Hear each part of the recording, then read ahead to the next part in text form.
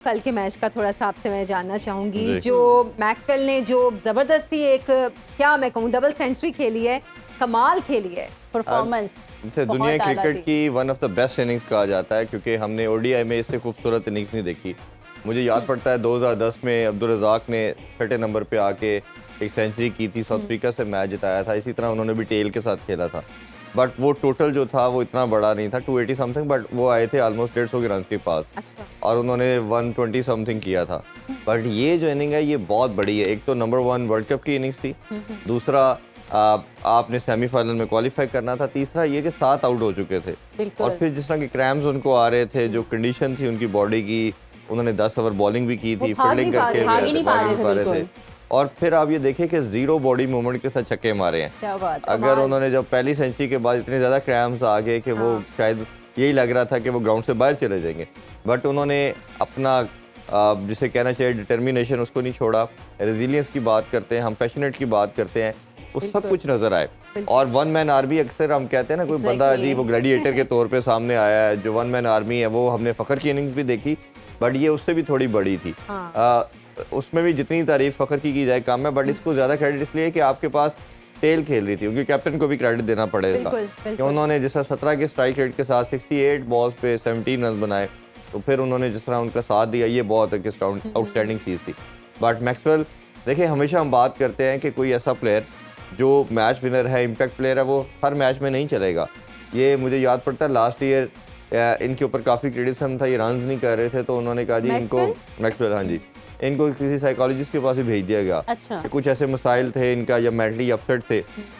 ये जिंदगी में अप्स एंड डाउन आते हैं, बट आपको होता क्या है कि जब आपकी टीम, जो आपका कोच या कैप्टन आप पे ट्रस्ट करता है, और आपको जब पता होता है मेरा मैच विनर कौन है। और ये देखें ना, अगर ऑस्ट्रेलिया के जितने भी बैटर हैं शायद खड़े होते हैं तो इस तरह की इनिंग्स कोई नहीं खेल सकता, इवन उनकी टीम में भी कोई नहीं खेल सकता। बट ये ऐसा प्लेयर जब खड़ा होता है तो वो सिंगल हैंडली गेम को ले जाता है। फ़खर भी इसी तरह के प्लेयर हैं, ये भी ऐसे हैं, क्लासन इस तरह ही हैं। तो ये दुनिया में ऐसे प्लेयर की एक वैल्यू है। ये आपको उतने कंसिस्टेंट परफॉर्म करते नहीं नजर आएंगे, बट जब करेंगे तो कोई भी ऐसा नहीं कर सकता, ये आपको मेरिकल करके दिखाएंगे, और कल उन्होंने करके दिखाया। बिल्कुल, पहले हम बात करते थे कि पूरी टीम का जो है वो चैलेंज होना और पूरों सबका मिलके खेलना, तो फिर वो जो है उस पे विनिंग होती है। बट कल वाले मैच में तो लग रहा था कि वही वन मैन आर्मी वाली बात, इन्होंने फिर एक दफा अकेला प्लेयर भी पूरी टीम को जिता देता। और जिस तरह मैंने अपने मैच में कहा था जो न्यूजीलैंड के गेस्ट हुआ था कि हमारे एक प्लेयर ने हमारे 10 प्लेयरों की नाकामी को धोया, इन्होंने भी इसी तरह ही किया कि इन्होंने अपने तमाम बैटर्स जो सारे कोलैप्स करके बैटिंग लाइन 7 आउट हो चुके थे, 7 आउट हो गए थे, इन्होंने उनकी तमाम कसर पूरी की। इन्होंने खड़े होकर दिखाया और बताया कि आपको लाइफ में या क्रिकेट के अंदर कभी गिव अप नहीं करना, नथिंग इज इम्पॉसिबल। जो अक्सर हम बात करते हैं कि क्रिकेट लास्ट बॉल तक कुछ भी हो सकता है, ये उसकी एक प्राइम एग्जांपल थी। और रन प्रेडिक्टर हम जब देखते हैं कि मैच प्रेडिक्टर आपको बता रहा था कि 6% उनका है, 94% अफगानिस्तान का आ चुका था एक टाइम पे।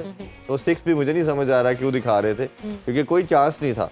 बट जहाँ से उन्होंने इनिंग्स लेके गए, बिल्ड की, और सारी जो सर्कमस्टांसेस थे उसके अंदर वो निकले। हालांकि 2 कैचेस ड्रॉप हुए, ये that is all part of game. अब मैक्सवेल ने तो नहीं कहा था कैचेस ड्रॉप करें तो ये, लेकिन उनका खड़े होना, फिर उसका फाइट करना, ये मेरा ख्याल है बहुत वो इस वर्ल्ड कप के फाइटर अगर हम उन्हें कहेंगे तो गलत नहीं होगा कि जिन्होंने अपनी टीम को इतने मुश्किल क्रूशियल टाइम से निकाला। खेलों से रिलेटेड तमाम अहम खबरें और अपडेट जानने के लिए सुनो न्यूज़ के YouTube चैनल को भी सब्सक्राइब करें और बेल आइकन को क्लिक करना मत भूलिएगा।